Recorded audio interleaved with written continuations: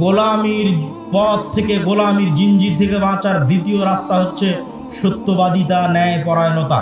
আমি গত 2 বছর এই বক্তব্য দিয়েছি, কিন্তু মানুষকে উদাহরণ দিতে পারিনি যে সত্যবাদিতা, ন্যায় পরায়ণতা মানে উদাহরণ কি।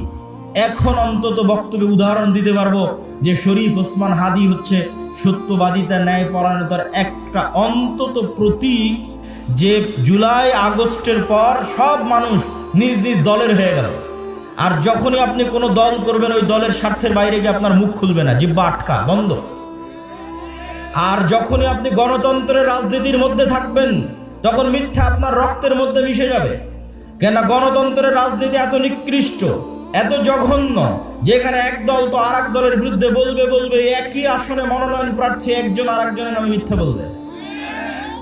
তাহলে ওই যে মিথ্যার কালচারের মধ্যে লিয়াজু, লবিং, আসন ভাগাভাগি, অমুককে নয় আমাকে দেওয়া,